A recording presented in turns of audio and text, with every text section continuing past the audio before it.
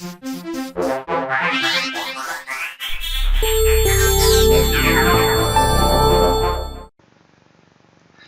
this is Dr. Richard Hofer, and I'm going to talk now about strategic planning. Won't you join me?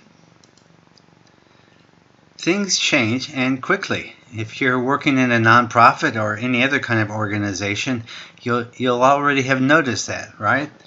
And if you're not prepared with a plan, disaster may overtake you or your organization. So you've got to always have a plan in place. Paradoxically, the quicker that change can happen, the more planning you need to do in advance. So let's look at the difference between strategic planning and program planning. Strategic planning looks out at the next 3 to 5 years. It focuses on how to achieve your mission and your vision. It looks internally and externally to decide plans. It involves primarily top-level decision makers, although they certainly should be reaching down into other layers of the organization and outward to other stakeholders. There's high-level tracking of achievements.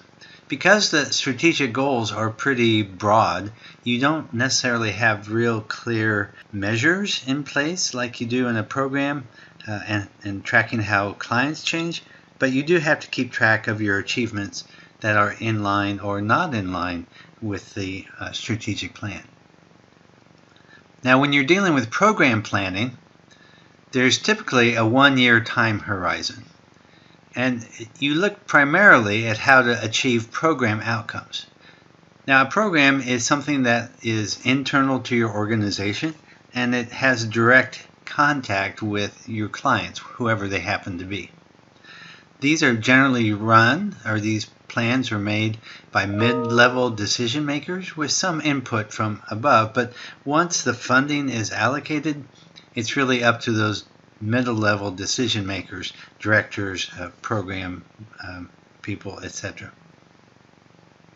With program planning, you keep track of the expenditures and client gains as you go along.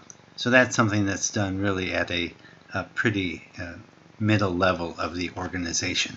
Those people who have direct responsibility for creating and implementing the programs. Strategic planning should produce decisions and actions, not just a nicely bound document or attractive web pages. Now, what you see here is the front cover of the UTA School of Social Work Strategic Plan in place from 2012 to 2017. It looks very nice, and you can go to the URL and take a look at it for yourself. It's quite instructive. As a CAP student, you'll want to take a look at that and see exactly how the school is translating the strategic plan goals into actual experiences of people like yourself.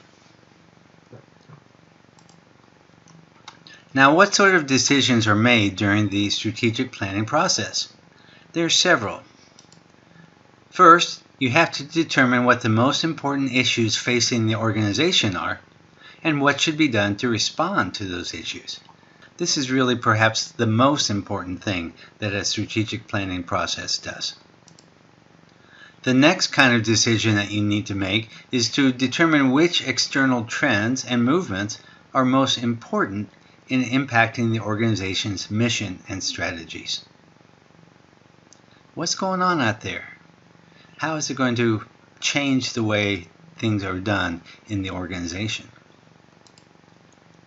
Third, you clarify the organization's purpose and values, settling on a mission statement that provides guidance when facing important decisions, and really also developing a vision for what you want the world to look like. The strategic plan also focuses on positioning the organization well for the future when the identified issues come to pass. Is funding going to go down, do you think? Then what are we going to do to be able to handle that situation? How are we going to take care of the organization's funding if we think that grants are going to dry up? These are the kind of things that are included in the idea of positioning the organization. A strategic plan decision should lead to the development of implementation plans. It's not enough to have highfalutin, high-level sorts of ideas. You have to pin them down. You have to lead them in a way that you can actually follow steps of an implementation process. And another sort of decision is, as much as possible, you're trying to balance all the different internal and external stakeholders groups on all the matters. You're going to have differences of opinion. There are going to be strong opinions. You have to figure out how you're going to handle that. It's probably going to be a group process, and some sort of accommodations will be made on all sides. It doesn't work very well to have one person decide the strategic plan for the entire organization. So what are the steps in strategic planning? The first step is to determine the organization's governing ideas. This includes the vision, the mission, and the values that the organization seeks to embody. What is the vision? Developing a vision statement is a powerful way to frame the organization's mission, goals and objectives, desired outcomes, and activities. It will provide a powerful image of the future of the organization and provide the foundation for the rest of the planning activities. If you don't know where you're going, it doesn't really matter how you're going to get there.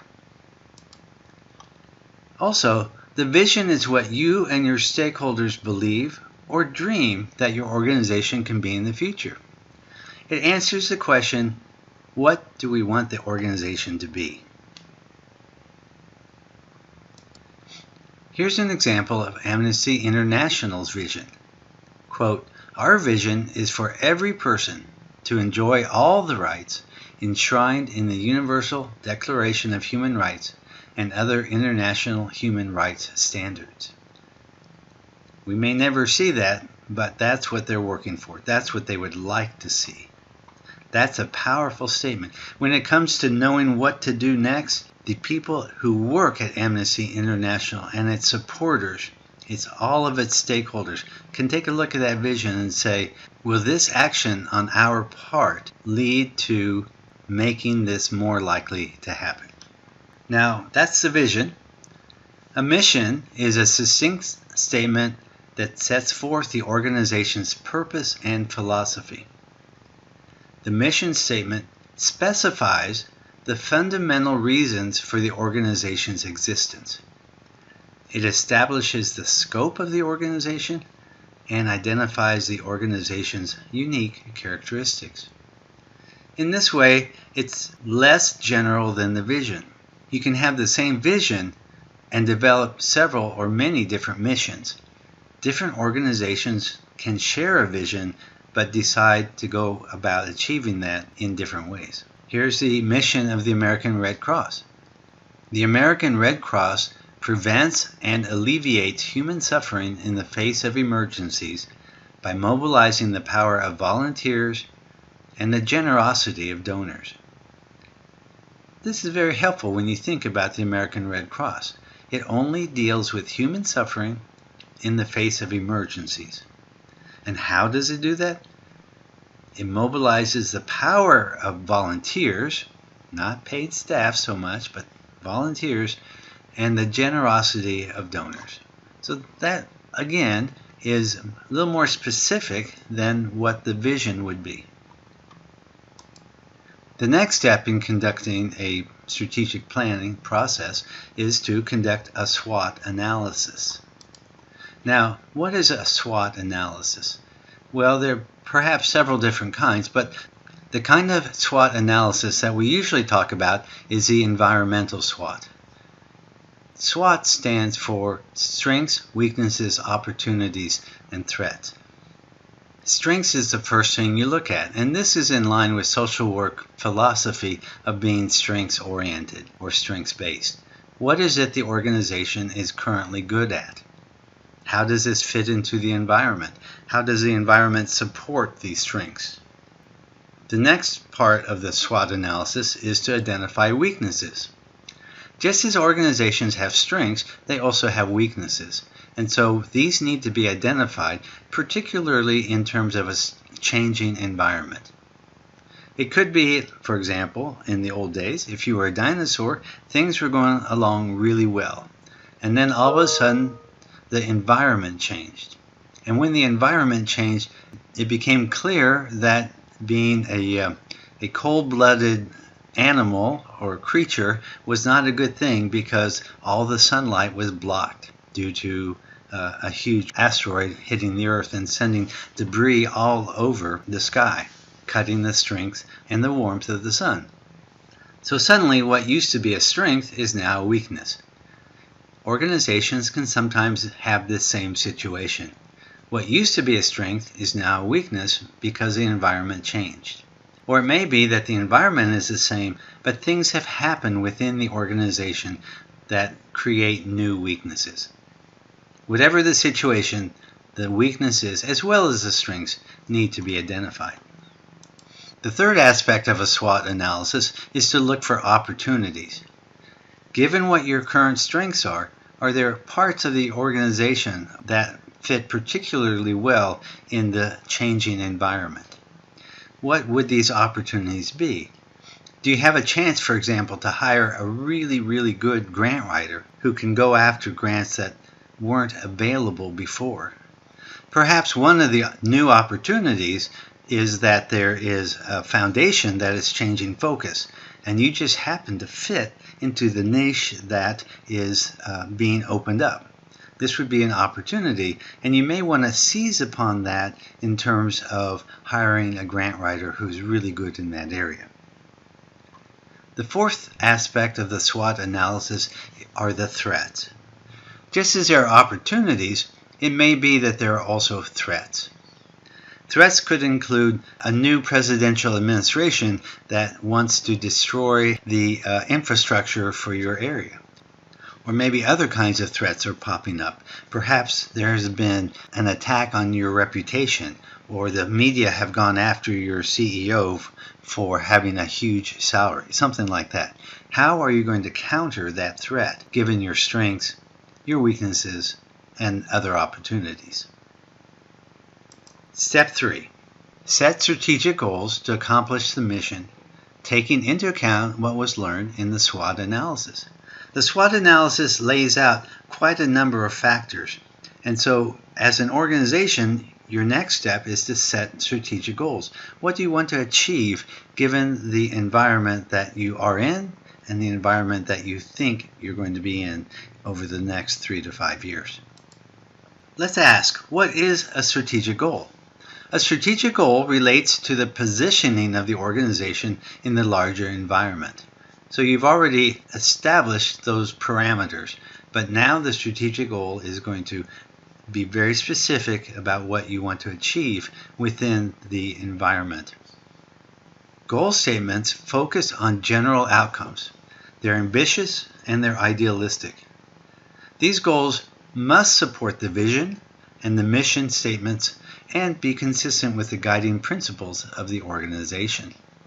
If you go outside of that framework that you've just developed to create your goals, then the purpose, the strength of the entire strategic planning process is really thrown away. An example of a strategic goal could be that the organization wants to be recognized as a leading service provider in the city for our client population. That's ambitious, it's idealistic, but it also has a sense of, oh yeah, that is kind of encouraging. That would be a great strategic advantage if everyone who was looking into this policy area or this service area could say, oh yeah, let's call up agency XYZ because they know what they're doing. If you wanted a strategic goal that was somewhat more concrete, you could say, we want to increase the outreach to high-value elderly couples, resulting in higher numbers of high-worth donors. That sounds a little cold-blooded, but as you're trying to keep your organization sustained with funding, this may be a strategic goal. It doesn't mean you're doing anything illegal or anything unethical. You're just creating a goal for yourself to reach out, explain who you are, and cultivate these people if they're interested in what you have to offer.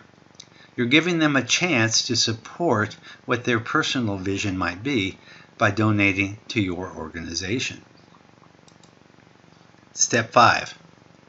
Evaluate the performance of the strategic goals.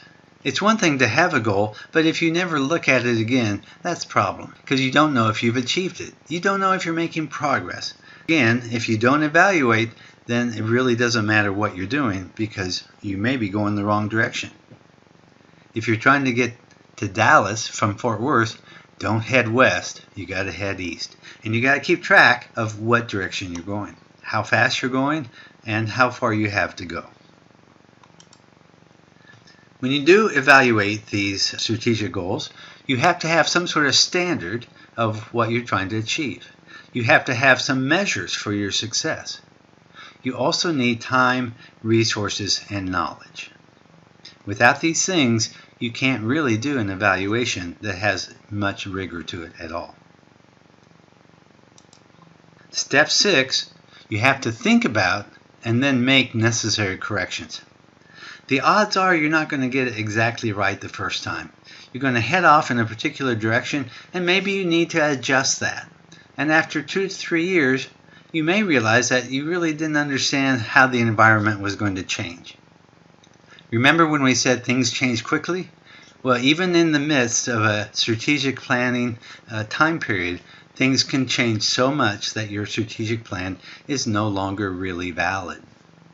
You may need to involve changing your goals. You may need to change the associated programs that are helping you achieve the goals that you set out. Or you may need to conduct another round of strategic planning just to catch up with the environmental change that's happened. Now, here is a chart that I've developed that takes you through the strategic planning process as you kind of think about this from an administrator perspective. First, you start off with your vision. That leads to your mission. The vision as a governing statement that's a powerful image of the future for the organization. It provides a foundation for the other planning activities. So what's your vision? That needs to feed into your mission. As we said before, organizations can share the same vision, but create different missions. They may carve up that vision into different ways, or different segments. Just like you can have an apple pie that everyone agrees looks like a delicious apple pie, but different organizations can take different slices and say, well, you want that slice, I'll take this slice. Or maybe we're going to cut up the pie in different ways. Instead of being wedges, we're going to make stripes, or we're going to cut squares. And that's why missions can differ even with a similar vision. Next, you have guiding principles. And these are the principles and values that guide your organization as you move forward. Perhaps one of your principles is that you're going to have equitable treatment of women and minorities within your organization.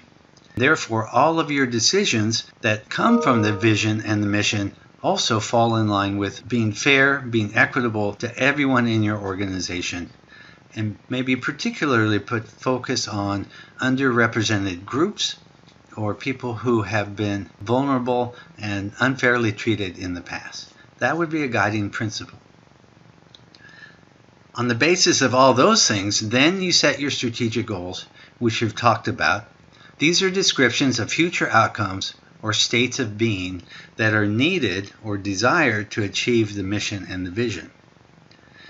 So that's all part of the strategic planning. Then you switch from strategic level to program planning level. Here's where you come up with program outcomes that are descriptions of future changes for clients that result from program activities. So this chart gives you a pretty good sense of where all of those guiding principles and program originating documents come from and how they fit together. Ultimately, they lead to changes in program outcomes and changes in clients. Now, this chart is very similar, except that it goes on from the guiding principles and the strategic goals to look at more at a program level as well. The top part of this chart is that strategic planning process. The bottom half shows how the transition goes from the goals that are strategic to goals that are programmatic. Programmatic goals then have outcome objectives and process objectives that lead to program activities. And naturally, when you have a program like that, you're going to want to measure process objectives and the outcome objectives to see if you're accomplishing the programmatic goals. And when you have several different programs, then you take all of those accomplishments and you feed it back up the chain to where you're looking at how close are we coming to achieving our mission? Are we staying true to our guiding principles? So that's, in a nutshell, strategic planning and how it links up with program planning and even somewhat to evaluation. I hope you find this video helpful, and we will talk more about planning at a programmatic level in future videos.